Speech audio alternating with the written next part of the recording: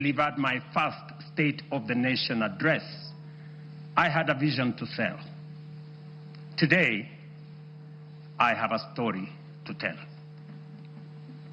A story written not in the quiet offices or the comfort of boardrooms, but out in the blazing sun of our farms, in the dust of construction sites where our affordable homes now rise, and in the grit of our community health workers, doctors, medical professionals who refuse to surrender in the quest for universal health coverage.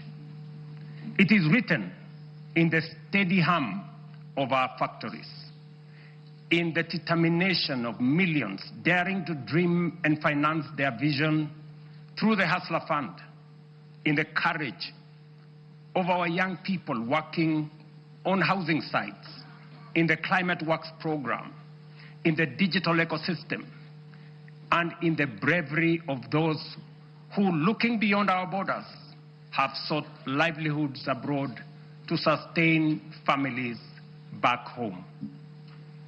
A story of sacrifice, a story of sweat, a story of progress that has not come easy. It is a story you can see in the numbers, feel in the homes, and trace in the lives transformed across our republic. A story whose facts are available for all to examine, except perhaps for the cynical who have no facts. Today, the evidence is clear, evidence of promises made and promises kept. In just 3 years, we have built not monuments of words, but foundations of progress. And yet, even with these achievements, I am convinced that this is only but the beginning. Mr. Speaker, honorable members, as I prepared this address, I reflected deeply on the long road we have traveled as a nation.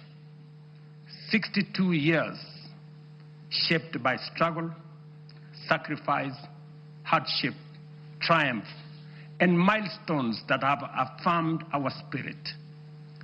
From that reflection came one undeniable truth. We have made commendable progress, but Kenya still punches way below its true weight. This nation has the talent, the resources, and the spirit not just to improve, but to leap and to make the transition from a developing country to a developed one within our lifetime.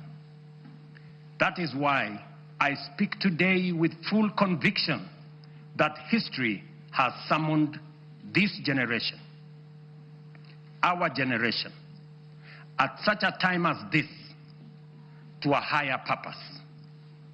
Some eras are shaped by events. Others are defined by the decisions a nation makes. And today, Kenya is called to make such a decision, to finish the journey our forebears began, and finally turn our long-held potential into lived reality. To do this, we must cast off the prevailing mindset of being content with the average. We must step beyond the comfort of the familiar and the ordinary and reach with courage, clarity, and conviction for nothing less than excellence and greatness. Therefore, as we examine the achievements of the past 3 years, results that have laid a firm foundation for equality of opportunity and a nation where no one is left behind, today I will also place before you not just a vision, but a national project that is realistic, grounded, and entirely within our reach. A vision not just to grow, but to transform. A roadmap not merely to move forward, but to rise. To rise from developing to developed. To rise from potential to reality. To rise from promise to prosperity. To rise from the third to the first world. To rise finally into the Kenya we have long imagined. The Kenya we deserve. For long, our ambition was held hostage by small thinking and ordinary expectations. But that era must now be confined to the past. Today, we stand on the threshold of something far greater, a moment in which we can say that our parents dreamed of and what our children yearn for, we will accomplish in our lifetime. As we know, this is achievable because others have done it before. I have often spoken of the Asian tigers, South Korea, Singapore, Hong Kong, Malaysia. And by the way, members, the Prime Minister of Malaysia will be here this weekend. Countries that at independence were our peers in nearly every measurable way. They had no extraordinary resources. They were not superhuman. They simply had the courage to make bold, disciplined, deliberate choices. They invested in their people, demanded excellence, and refused to be trapped in the limitations of their circumstances. They refused to make peace with mediocrity. Today, they stand as first world economies.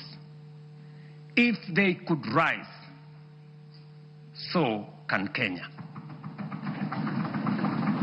It can be done. Let me repeat. It can be done. Later in this address, I will set out the strategic choices, the reforms we will deepen, the sectors we will unlock, and the investments we will prioritize to move Kenya to the next level. I say all this not as a personal badge of honor, but as a recognition of what we have achieved together. The Kenyan people, the leadership in all arms of government, and across all political formations.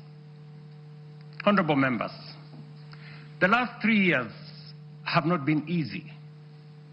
We have agreed, sometimes disagreed, and at times those disagreements have carried great cost. We have compromised, we have confronted hard truths, and we have endured storms none of us invited. But we all take comfort that it has not been for nothing, for this is how far we have come. At a time like this, in 2022, Kenya was in distress. Inflation had soared almost to double digits. A fuel shortage threatened to paralyze our economy as oil marketers struggled to access dollars. The shilling was in free fall. Foreign reserves had hit historic lows. Debt service consumed more than half of our revenues. Confidence, both local and foreign, had waned. International analysts warned that it was no longer a question of if, but when Kenya would default. Within that context, we acted. We restored fiscal discipline. We eliminated wasteful subsidies. We rationalized public expenditure. We strengthened revenue collection and placed our economy on a path of recovery and sustainability. Inflation, which stood at 9.6% in 2022, has steadily declined to 4.6 as of last month, bringing much needed relief to households. The shilling, once in perilous downward spiral, has stabilized at 129 to the dollar for nearly 2 years, a direct consequence of prudent monetary policy and disciplined fiscal management. Our successful Eurobond redemption signaled to the world that Kenya honors its obligations.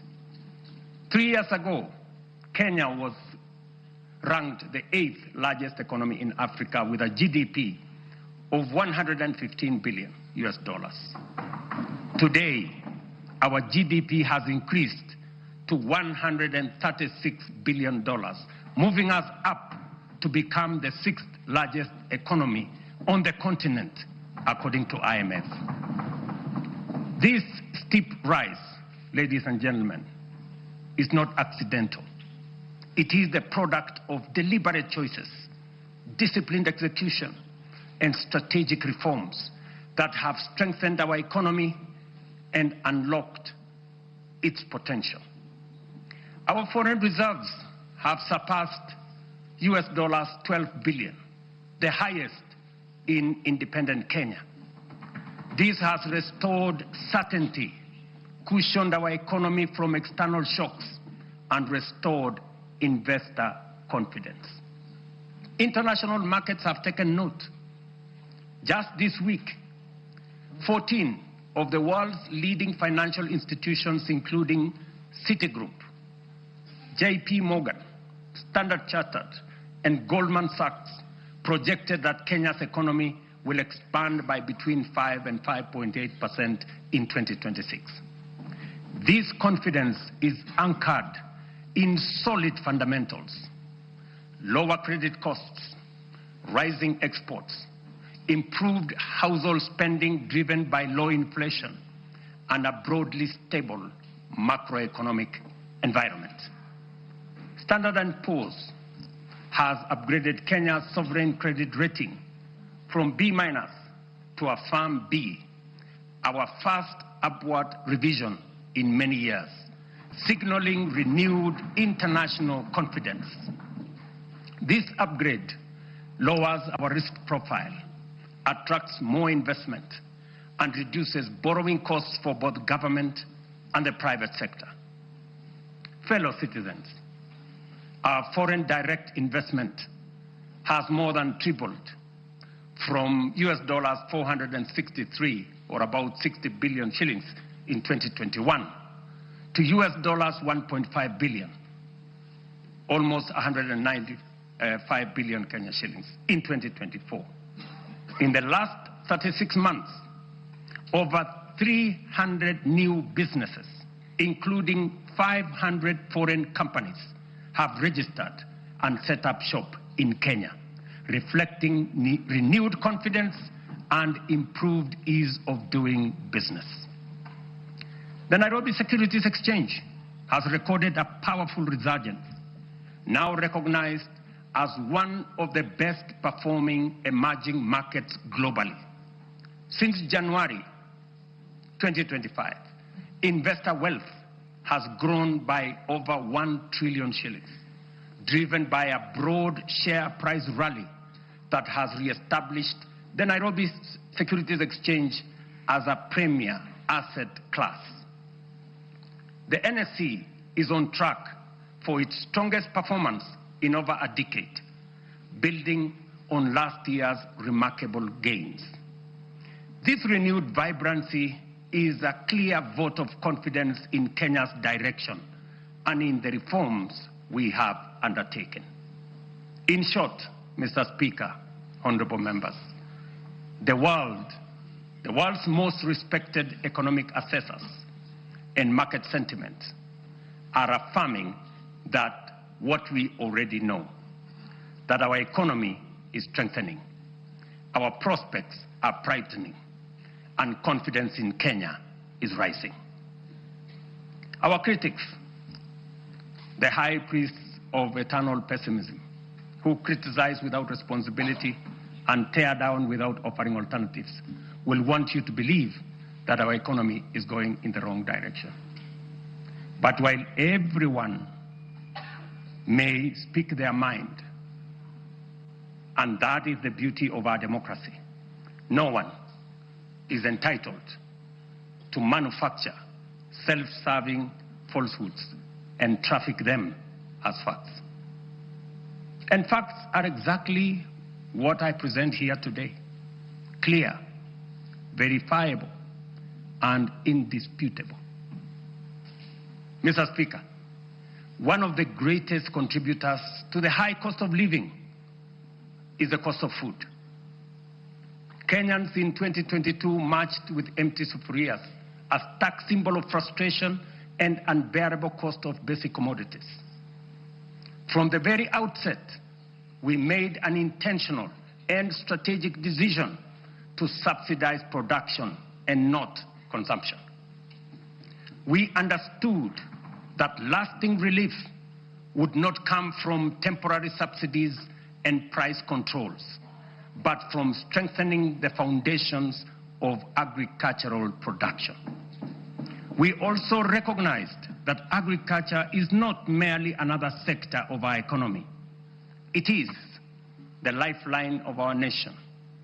If we were to secure households, stabilize prices, create jobs, expand industry, and spur exports, agriculture had to be the fulcrum of our transformational agenda. To organize the sector and improve service delivery, we launched an integrated digital platform to register farmers. In 2022, fewer than 300,000 farmers were on record. Today, over 7.1 million farmers are registered on the Kenya Integrated Agricultural Management Information System, giving us visibility to design scientific targeted interventions and eliminate extortionists, getaway brokers, and drive out cartels and middlemen. This has enabled us to implement the fertilizer subsidy program at scale. To date, over 21 million bags of affordable fertilizer have been distributed, reducing the price by nearly 2/3 and saving farmers Kenya shillings 105 billion so far. This year alone, we delivered 7 million bags of fertilizer and 35 million kilos of certified seed. And next year in 2026, we plan to distribute 12.5 million bags across all the 1,450 wards, ensuring every farmer has access to affordable inputs. The impact has been phenomenal. Productivity in all our agricultural sectors has gone up. National maize harvests have risen from 44 million bags in 2022 to 67 million bags in 2024, setting the stage for a historic harvest this year of 70 million bags. The results are visible in markets and homes. The price of a 2-kilogram packet of flour has fallen from what it was 250 in 2022 to as low as 130 today. For millions of households, this is meaningful daily relief. The transformation across our value chains is equally compelling. Tea production has grown, with earnings rising from Kenya shillings 138 billion in 2022 to Kenya shillings 215 billion in 2024, a 56% increase. The coffee sector, once on the brink of collapse, is roaring back. Nearly 50,000 seedlings have been distributed. Earnings have risen from an average of Kenya shillings 70 per kilo to now between 120 and 150 shillings per kilo. We are on track to increase exports from 48,000 metric tons to 60,000 metric tons this year, and projected to reach 150 million tons in 3 years' time. Edible oils acreage under production expanded by 90% between 2022 and April 2025, cutting the edible oil import bill by 17 billion in 1 year. By 2027, we aim to halve this bill, saving Kenya nearly 60 billion in foreign exchange. Cotton production has nearly tripled. Cashew nut yields have grown following the distribution of 900,000 seedlings, and so has coconut output after the provision of 1 million seedlings. The sugar sector, long troubled, is now stabilizing. Area under cane is up by 200,000 acres. Production has surged 76% to over 815,000 metric tons. Imports are down 70%.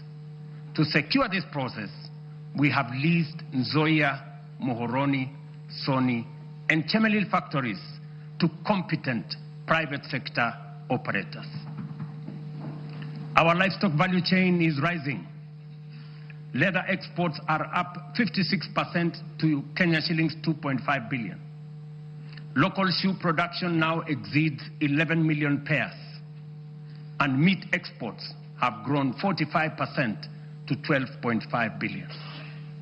In dairy, milk production has surged to 5.3 billion liters, while exports have nearly doubled to 9.4 billion. Dairy farmers' support has enhanced with the installation of 230 new milk coolers. Nearly 8 million animals have been vaccinated, and Kevevapi has produced a record 94 million vaccine doses, which are used locally and also exported to our neighbors in the region. We have reduced the cost of semen from 8,000 shillings per dose to 1,000 for our dairy farmers. The outcome of these reforms is unmistakable. We have enhanced food security, raised farmer incomes, driven agro-industrialization, and expanded Kenya's export footprint. This is the transformation we promised, now unfolding across our nation, fulfilling the national values and principles of governance, particularly sustainable development, as required under Article 10 of our Constitution. It is in accordance with this constitutional duty that I report to this House today. Mr. Speaker, honorable members, let me now turn to healthcare, the foundation of human dignity and the heartbeat of every nation that chooses compassion over neglect. Over the last 3 years, we have undertaken the most ambitious transformation of health systems since independence. Reforms rooted in equity, powered by innovation, and guided by a simple conviction that every Kenyan, wherever they live and whatever their means, deserves equal care. 27 million Kenyans are now registered in SHA, more than triple the number ever reached by the former NHIF. This is a demonstration that leaving no one behind was and is not a slogan. It is a promise on course to fulfillment. Additionally, more than 10,000 health facilities across the country have signed in to serve under this new system. But honorable members, real health care begins long before patients reach a hospital. That is why in September 2023, we deployed 107,000 community health promoters, the largest primary health workforce in our history, trained, equipped, and present in every ward in all our 47 counties. Their impact has been extraordinary. Consider 3 statistics. 8.9 million households have so far been visited. 9.9 million diabetes screenings have been done with 134,000 cases diagnosed. 6.5 million hypertension screenings have been conducted with 305,000 cases confirmed. Millions of lives have been touched and thousands saved. This is what equity looks like. This is the meaning of universal health care. This is leaving no Kenyan behind indeed. Behind these numbers stand the community health promoters, quiet, devoted, tireless, heroes of this new era. Today we honor them. We thank them. To them we say Kenya is healthier because of you. Mr. Speaker, when I promised that those unable to pay would be supported by government under UHC, the cynics scoffed as usual. Today, we are paying premiums for 2.3 million vulnerable Kenyans, including orphans, widows, the elderly, and those without income, because for them, healthcare is not a privilege. And I must commend members of this august House who have stepped in to support vulnerable families in this gesture. We are also modernizing hospital equipment through the National Equipment Service Project, replacing the old MES model that burdened counties with heavy upfront costs. Under the new fee-for-service system, private partners install, maintain, and run state-of-the-art equipment, and public facilities pay only when they use them. We have overhauled KEMSA to end the chronic crisis of drug shortages, raising medicine availability from 48% to 68%, and to a projected 90% by the end of this year and 100% by March next year. This is more than healthcare reform. It is a long-deferred promise finally taking shape. A Kenya where every citizen can face tomorrow with confidence, knowing their nation will stand with them in their hour of need.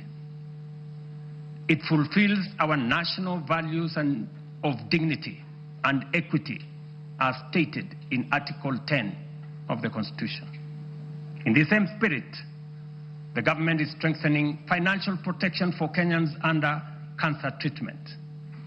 Social Health Authority will enhance the cancer benefits package from the current 550,000 shillings to Kenya shillings 800,000, effective December 1. This enhancement responds to the rising cost of sustained cancer care and ensures that patients can access quality, uninterrupted treatment without facing financial hardship. Mr. Speaker, honorable members, when I assumed office, our education sector was in distress with a strained CBC transition, a chronic teacher deficit, universities on the edge of insolvency, and overstretched infrastructure. We moved quickly to restore education as the great equalizer. Through the student-centered funding model, scholarships and loans now follow need and merit, placing the learner at the center. Nearly 500,000 students have already benefited from this model. We then tackled the teacher crisis head-on. We have hired, as you all know, 76,000 teachers with 24,000 more to be brought in by January next year. That will translate to 100,000 teachers in 3 years, an achievement unmatched in the history of our country. Together with the national government CDF, we have delivered 23,000 new classrooms and 1,600 laboratories are under construction, easing congestion and giving CBC the dignified facilities it requires. TVET has become the engine of practical skills. Enrollment has leaped from 341,000 in 2022 to 718,000 as young Kenyans embrace engineering, ICT, modern agriculture, hospitality, design, and the trades that power a modern economy. In strengthening education at every level, we are giving life to the national values in Article 10, especially equity, human dignity, and sustainable development, ensuring every child has a fair chance to rise. Mr. Speaker, honorable members, 3 years ago when we said we would deliver affordable housing, the cynics dismissed it. They said it was fantasy. When they realized we were serious, they called it impossible. And when we broke ground across the country, they suggested that these projects would stall. Today, those doubts have given way to a very different question from Kenyans everywhere. How do I own one of these units? That is now the question. Across the country, we are delivering the most extensive housing rollout in Kenya's history. 230,000 affordable homes. And we meet student needs. 178,000 beds have been packaged for universities, TVETs, KMTCs, with 74,000 already under construction, transforming a sector where fewer than 10% once had decent accommodation. Additionally, 270 modern markets are taking shape nationwide, providing vital spaces for women and MSMEs, with another 175 underway, expanding the backbone of local commerce. And through the Nairobi River Regeneration Program, 44,000 young people are restoring the river corridor and preparing sites for 10,000 social homes along the renewed riverfront. The program, the housing program, including markets and hostels, has created over 428,000 jobs. Jobs that include architects, engineers, plumbers, electricians, carpenters, masons, steel workers, transporters, and thousands of MSMEs in fittings, fabrication, and interior design work. At peak next year, it will employ at least 1 million Kenyans. Honorable members, this program is far more than housing. It is a national empowerment engine, creating jobs, formalizing the informal sector, revitalizing micro, small, and medium enterprises, restoring our environment, and building resilient communities. It advances equity, dignity, and sustainable development, the very values anchored in Article 10 of our Constitution. Mr. Speaker, honorable members, allow me to turn to a sector that carries the hopes of nearly every Kenyan family, our micro, small, and medium enterprises. MSMEs are the backbone of our economy, the engine room of innovation, and the daily hustle of more than 15 million Kenyans. For decades, access to affordable credit trapped millions in frustration. Without collateral, there was no loans. For the millions blacklisted, every door of opportunity was shut. And when banks refused to take a chance, their dreams simply stalled. As promised, we broke that cycle. The Financial Inclusion Fund, the Hustler Fund, now stands as the largest financial inclusion program since independence, extending over 80 billion shillings to 7 million Kenyans. And those who were blacklisted, the 7 million once blacklisted Kenyans, have since repaired their credits. 3 million small businesses and their owners, previously locked out of the formal finance, are now banked. And 2 million Kenyans are now frequent borrowers. Today, through the Hustler Fund Bridge Facility, 800,000 entrepreneurs are accessing up to 150,000 shillings each without collateral to expand and grow their businesses. But, honorable members, credit alone is not enough. Many young people do not lack ideas, they lack opportunity. That is why we launched Nyota, the National Youth Opportunities and Transformation Agenda, one of the most ambitious youth empowerment programs in our history. Over the next 5 years, Nyota will uplift 820,000 unemployed young people through apprenticeship, recognition of prior learning, entrepreneurship grants, digital skills training, and support savings. When the program is fully implemented, it will have placed 90,000 young people into work or enterprise, certified 20,000 into different skill areas, capitalized 110,000 businesses, and matched savings for 190,000 savers, while building capacity of 600,000 more to undertake government procurement under the ACBO program. Ladies and gentlemen, over the past 3 years, our digital transformation agenda has become one of the most powerful engines of renewal. A quiet revolution changing how Kenyans live, how they work, learn, or do business.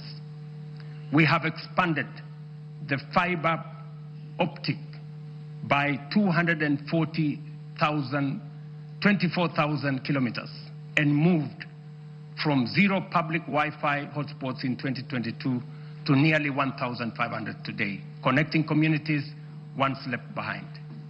We have set up 300 digital innovation hubs with 400 in the pipeline, gateways where ideas grow and enterprises begin. At the heart of this shift is digital government. From less than 400 services on eCitizen to 22,500, we have delivered one of the fastest digital migration in the world. Access is easier, efficiency higher, leakages sealed, and corruption pushed out. And as our young people are driving it, nearly 2 million have been trained in digital skills, and 300,000 now earn a living online through Ajira, Jitume, and our expanding business process outsourcing sector. Mr. Speaker, having set out the work of the last 3 years, it would be easy, almost comfortable, to pause, congratulate ourselves, and settle into the warmth of modest progress. But comfort is how nations stall. It is how Kenya once slowed while the Asian tigers raced ahead. We cannot allow that. We will not allow that. And we must not allow it. Because this moment demands more of us. More courage, more ambition, and a refusal to settle for the ordinary. As I said earlier, we often speak of the Asian tigers with a reference that makes their rise seem like a miracle from a distant world. We marvel at how they journeyed from poverty to industrial powerhouses, from aid recipients to exporters of world-class goods. And we ask, what secret advantage did they have? History answers us plainly. They had none. Their rise was not magic. It was intentional and crafted through leadership, discipline, strategic investment, and uncompromising rejection of mediocrity. Their stories begin in ruins. The example of post-war Japan, with barely 2,000 kilometers of paved road, and South Korea, whose GDP per capita was nearly identical to Kenya's at independence. Today, Japan commands over 1.1 million kilometers of paved roads, while Kenya has 22,000, 62 years after independence. South Korea's GDP per capita now exceeds $36,000 compared to our own $2,200. These comparisons are not meant to indict us, but to demonstrate what becomes possible when a nation chooses ambition over resignation. From their journeys, clear lessons emerge. These nations set aside small dreams and integrated boldly with global markets. They built first world infrastructure in what was third world environments. They invested obsessively in their people, the engineers, scientists, innovators, and technicians who powered their ascent. They generated electricity from all sources available to power their enterprise, innovation that led to manufacturing, industrialization, and progress. They simplified investment through institutional reforms that allowed capital, technology, and talent to progress without friction. They prioritized production by planning their industries long before those industries emerged. Critically, they nurtured ecosystems of relentless innovation, giving rise to global giants like Samsung, Hyundai, Toyota, and Sony, companies that began modestly and grew to define modern history. The task before us, therefore, is unmistakably clear. If Kenya is to grow at scale, we must raise our ambition. It is for this reason, Mr. Speaker and honorable members, that under my leadership, we are raising the bar of national ambition. And that is why I am today submitting a roadmap to take Kenya to the next level.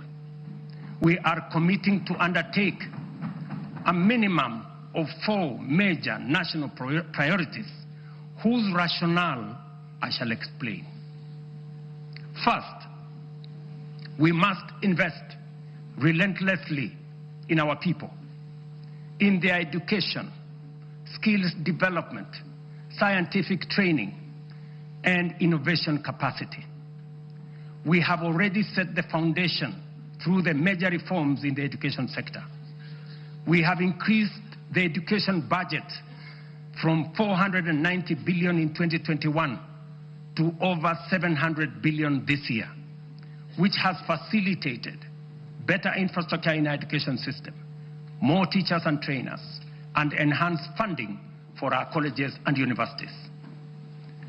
I have reorganized government departments to establish a dedicated State Department for Science, Research, and Innovation to support the urgent need to scale up STEM courses in our education system, strengthen innovation, promote research, and create a pool of high-level professionals in engineering and science. This structure will also help actualize the 2% research fund needed to make this ambition a reality. We must fund startups and deliberately scale up and commercialize innovation to create new companies. We must actualize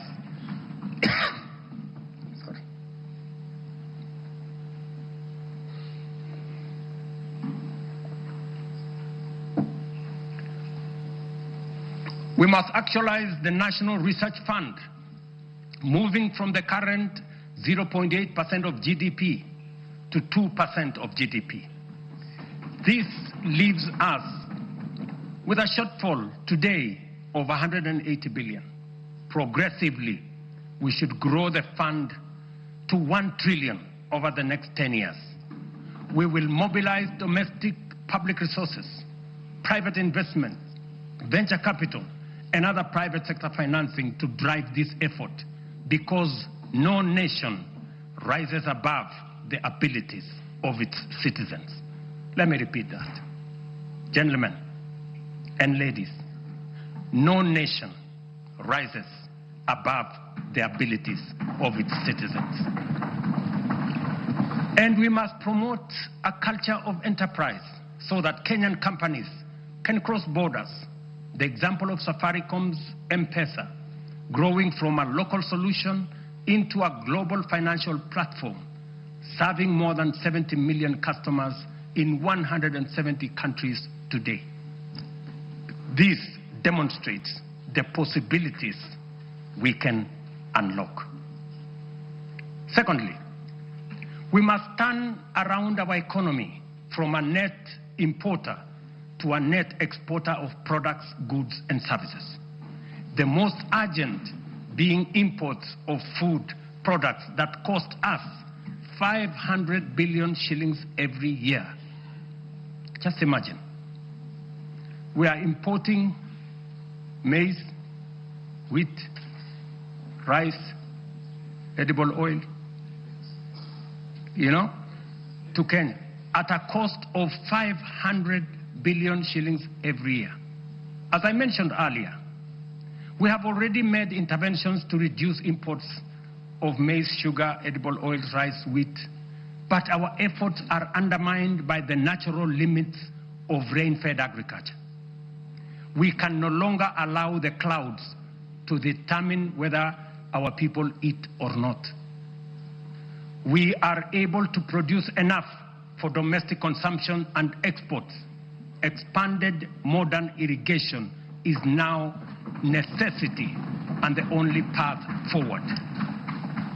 We are endowed, ladies and gentlemen, honorable members, with arable land, yet we all know only 15% of Kenya can support rain-fed agriculture.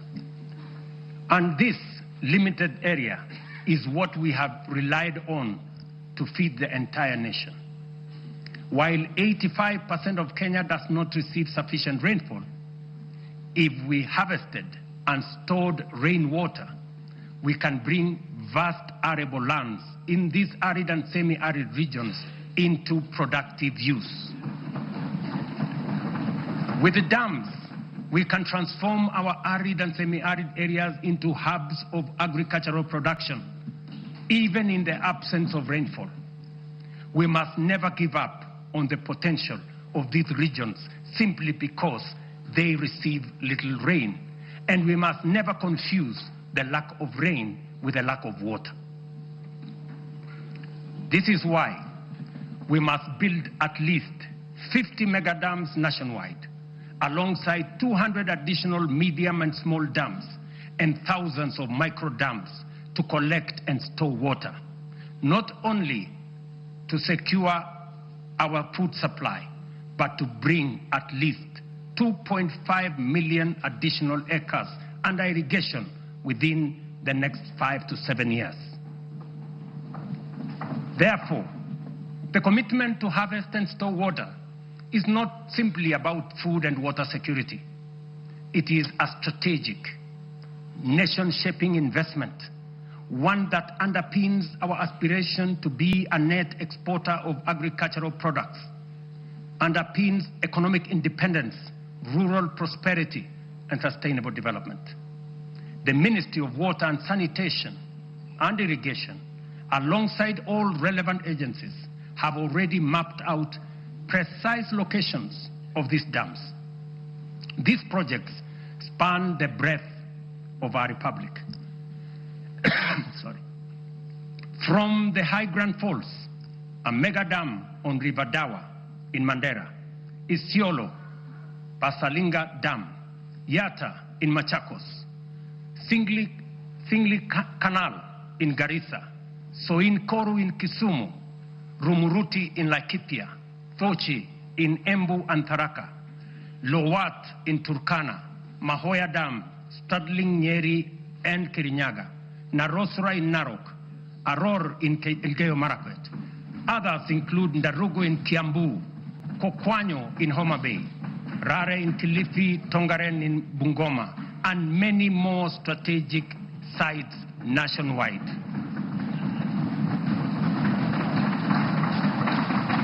Mr. Speaker, expanded irrigation will also supply the volumes, consistency, and quality of raw materials required for our next economic frontier, which is agro-industrialization.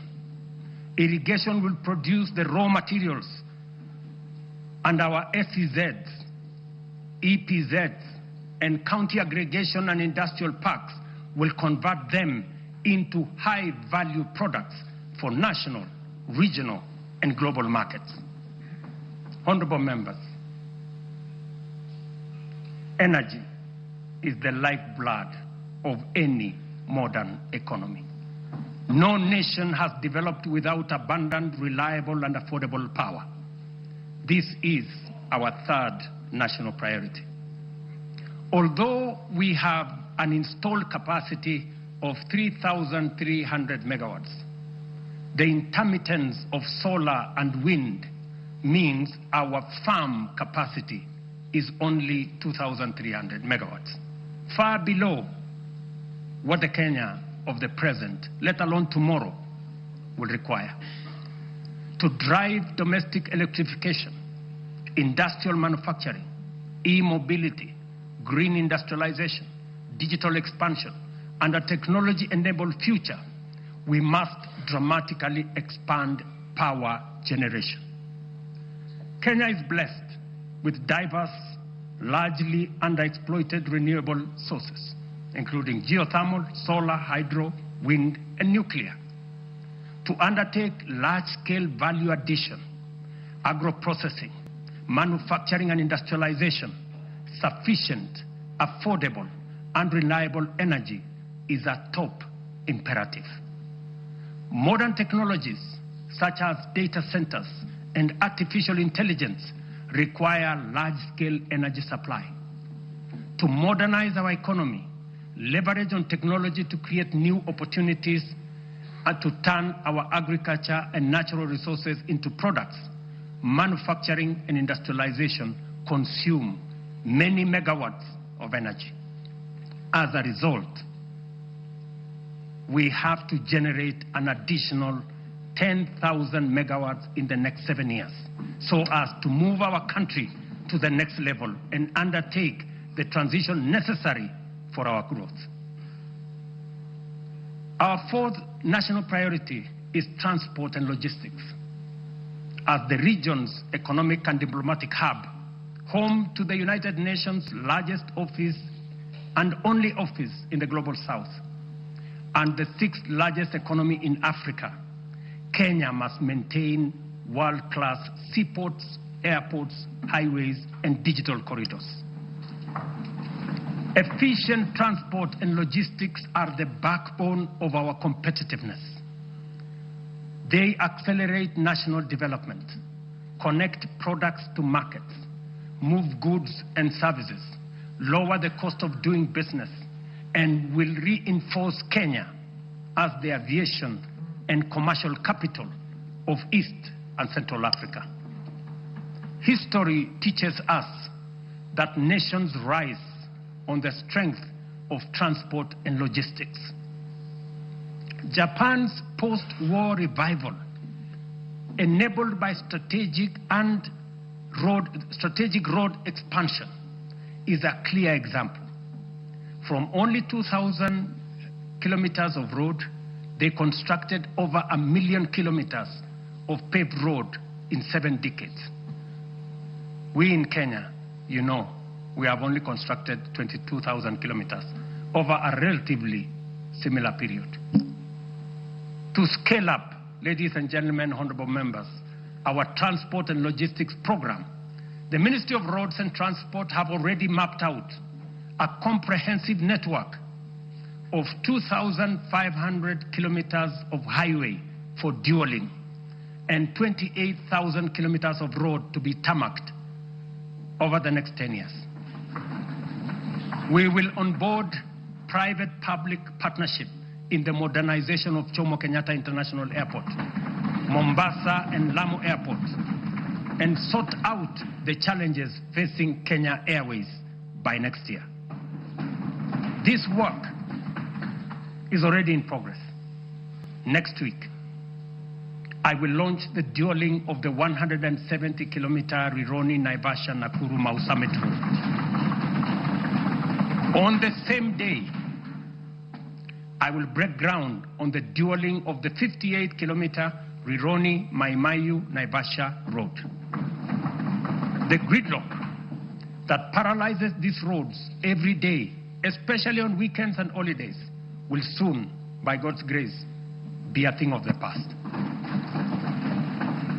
Additionally, roads earmarked for dualling include Muthaiga Kiambu Ndumberi, Machakos Junction Mariakani, Mau Summit Kericho Kisumu, Kisumu Busia, Mau Summit Eldoret Malaba, Adriva Namanga, Karatina Nanyuki Isiolo, Makutano Embu Meru Maua, Mtwapa Malindi Mombasa, all the way to Lungalunga, Kericho Kisii Migori Isabenia, and Nakuru Nyahururu Karatina Kisii Oyugis Ahero. The Northern Bypass, James Kishuru Roads, Bomas Karen Gong, and Bomas Ongata Rongai Kiserian, including Gong Isinya and Naivasha to Kikuyu, among many other key corridors nationwide. This infrastructure drive will also include extending the standard gauge railway from Naivasha to Kisumu and eventually to Malaba. And that exercise, ladies and gentlemen, is beginning in January. In just 2 months, we will be beginning that process. Honorable members, estimates indicate that achieving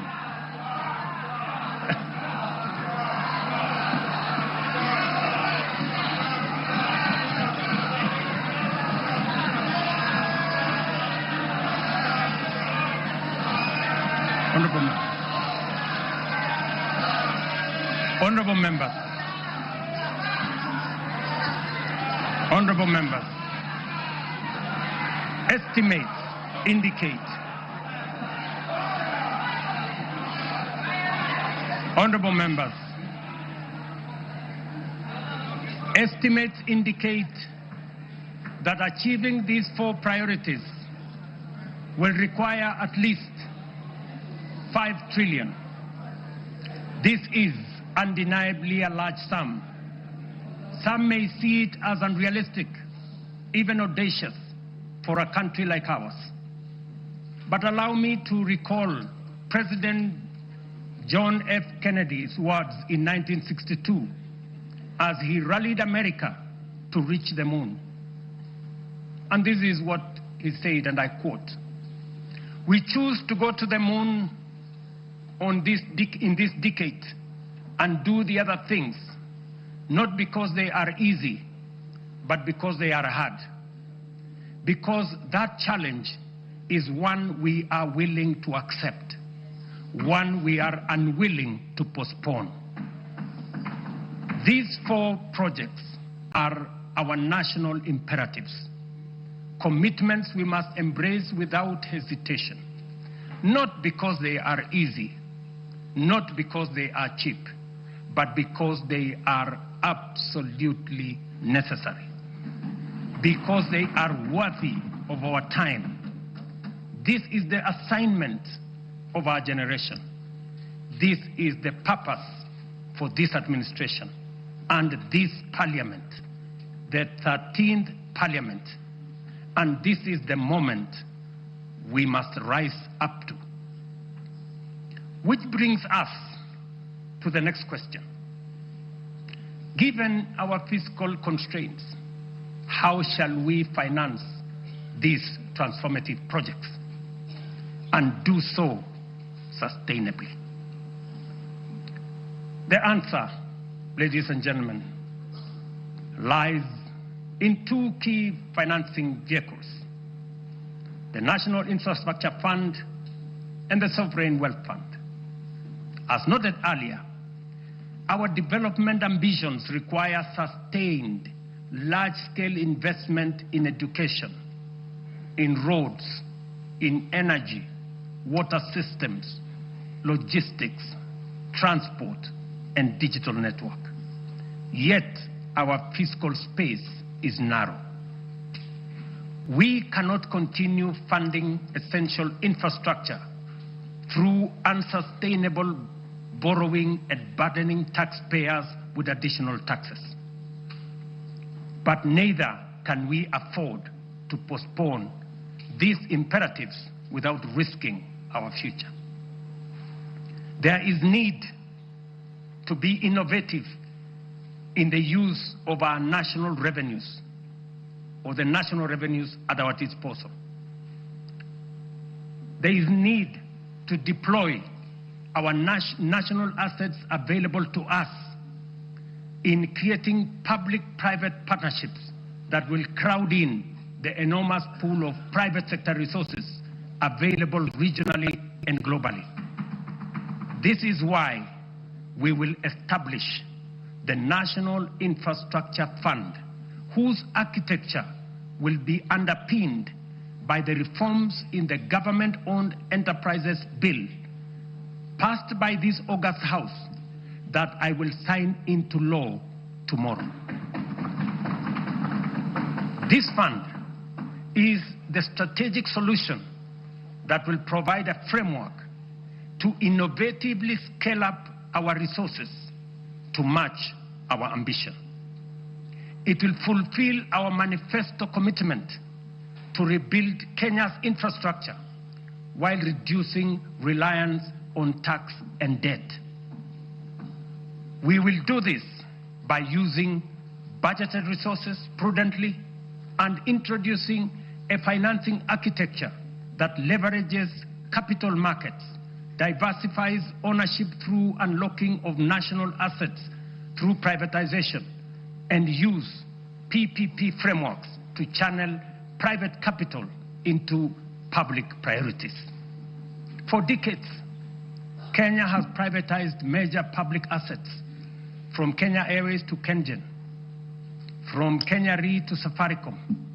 Yet, we cannot point to enduring national assets built from privatization proceeds, because the funds were absorbed into budgets and spent. The National Infrastructure Fund will break this cycle. All proceeds from privatization will be ring-fenced, preserved, and reinvested into new infrastructure and wealth-creating assets.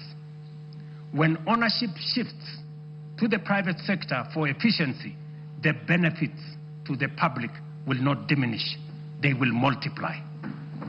For every shilling invested from privatization proceeds, we aim to attract 10 shillings from long-term investors drawn from pension funds, sovereign partners, private equity, and development finance institutions.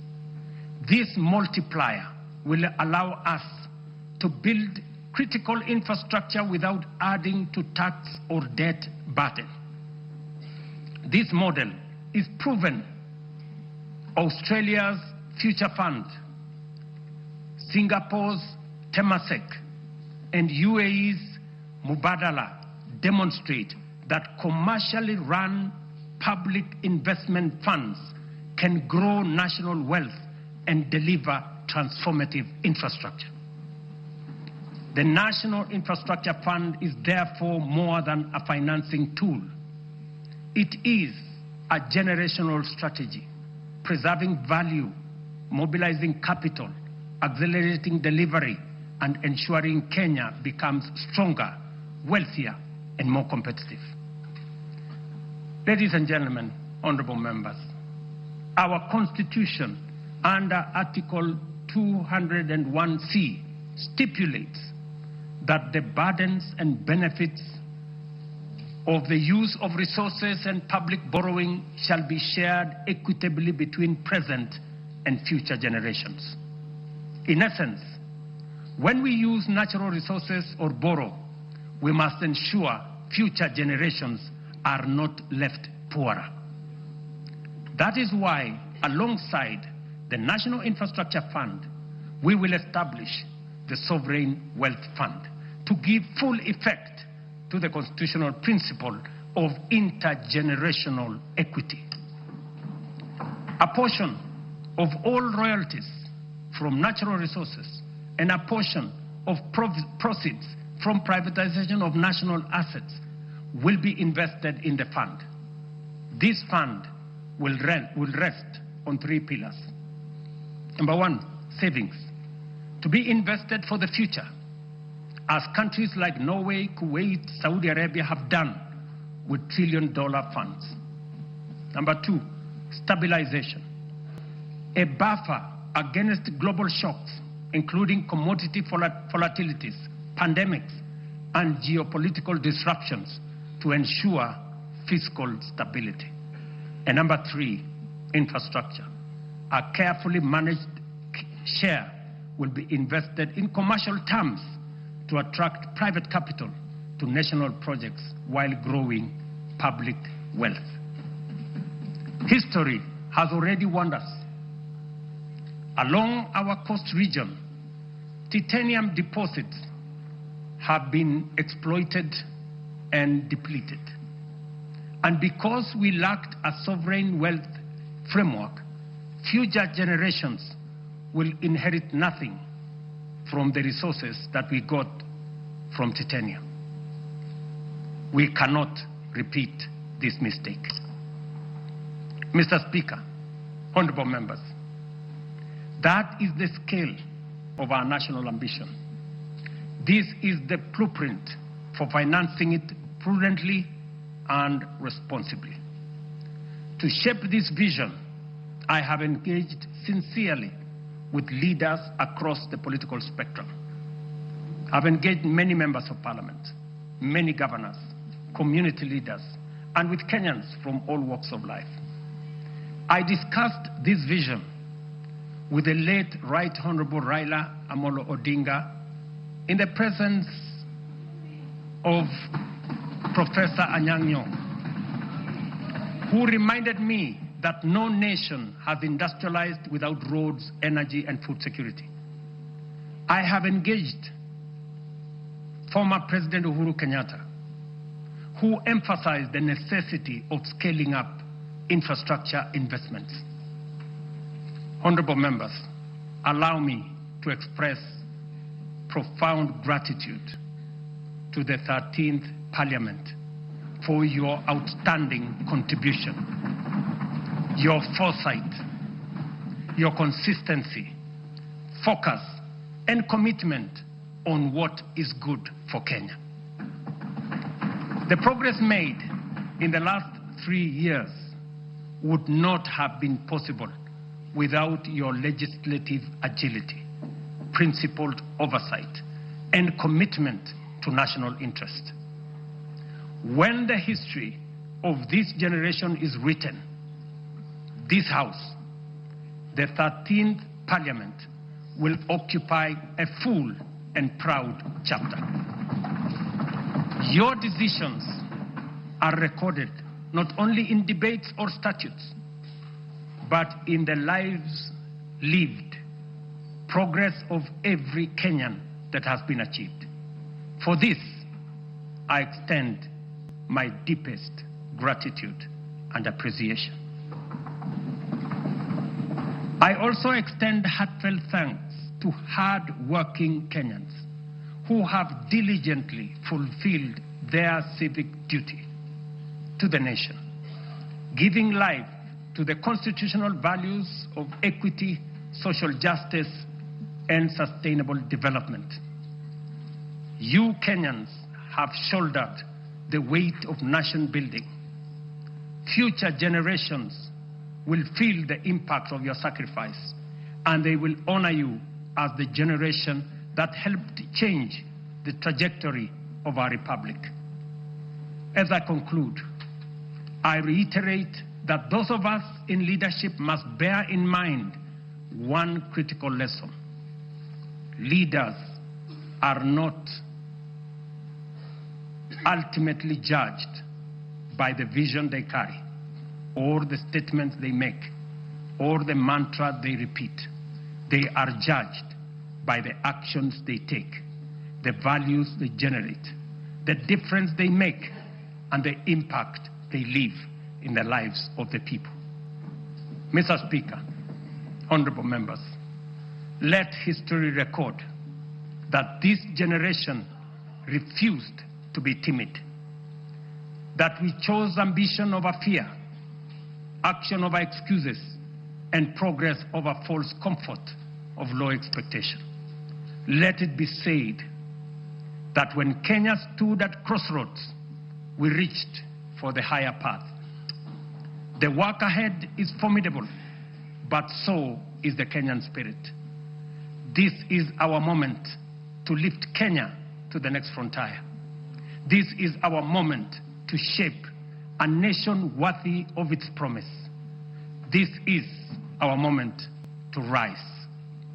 Honorable members, it is now my pleasure to submit to Parliament the following 3 reports as required by the Constitution.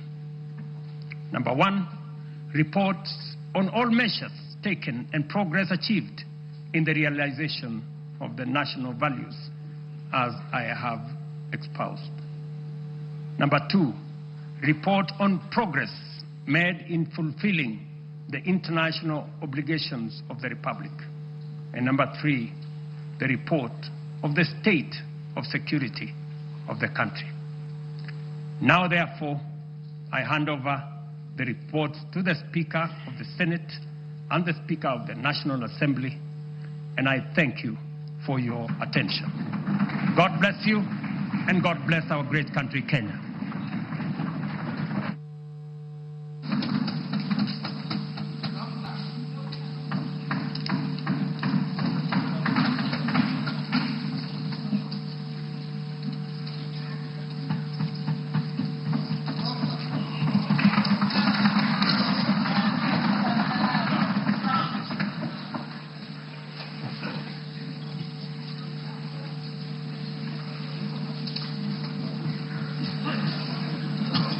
Honorable members, let us be upstanding.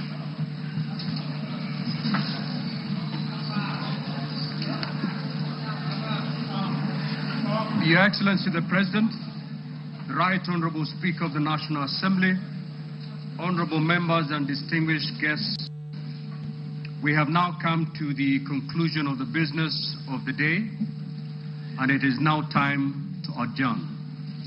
The Senate stands adjourned until Tuesday, the 25th of November 2025 at 2:30 p.m.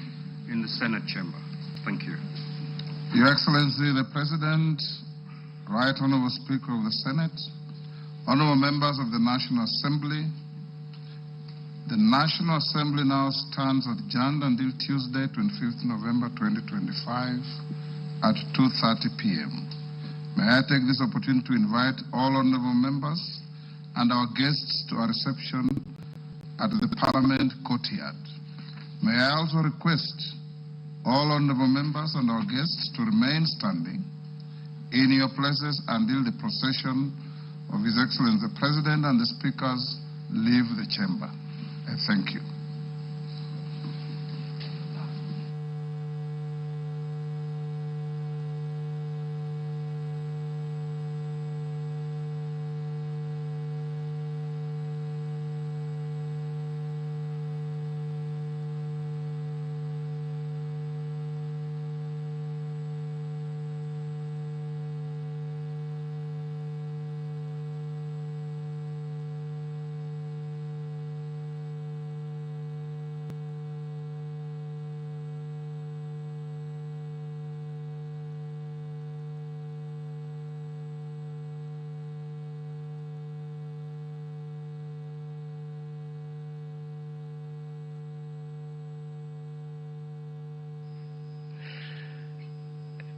The president has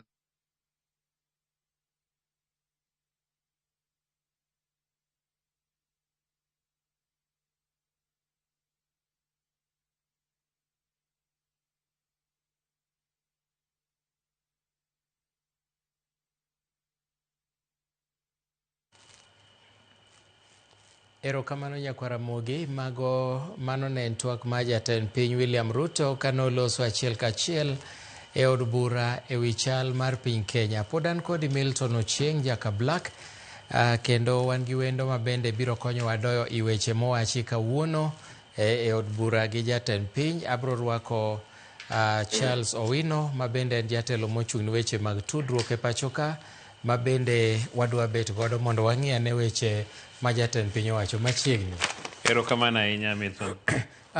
Charles, inyalo nyisowa ni to gin weche mage madongo mikwanyo kuom gigo ma jatend piny olose kawuono? Mokwongo, gima jatend piny otimo e bunge luwre gi chik marwa mar constitution marwa ma Kenya madwaro ni higa ka higa jatend piny nyisowa ni to piny chalo nade. Piny chalo nade e yore mag dongruok mag piny. Iluongo ni state of the nation. Iyude e constitution marwa ma en chik mochune ni higa ka higa nyako nyis jopiny ni to wadhi nade. Wadhi maber kose wadhi marach. Mokwongo owacho e weche mag mwandu mag piny, economy. Ochako weche mag pur, agriculture. Ochako wacho weche mag thieth. Asto wacho weche mag loso infrastructure kaka ndeche, kaka olalo marwa mar Indian Ocean ma mwandu donjogo Kenya ka. Ochako wuoye weche mag nderni ma odwani mondo oger. Ing'e ni nderni ma wan godo Kenya ka, king'iyo kata nderni madongo kaka koro ndara mawuok Mombasa kabiro Nairobi, kata ndara mawuok Nairobi kadhi Kusumo, kata madhi Eldoret, inwang'o ka ndechnigo gin ndechni matindo kaluwre gi population mane wan godo gi kata ohala mane timore. Sani ochumi mar piny osebedo maduong', dhano osebedo mang'eny, ji nigi geche. Chon kata gweng' ng'ama nigi gari ni kwana. Koro nyiso ni odwani mondo oyaw ndechnigo mondo size ma gin gono obed kata ndalo 3 kata ndalo 4. Reru mane wan go bende en reru machon. Reru manyasani miluongo ni railway gauge maduong' ni. Ne wakele to waweye mana Naivasha. Ting'e ni kata kane reru obiro mokwongo cha, gima ne mzungu target ne en Lake Region. Iwinjo. So sani kero wacho no bro gole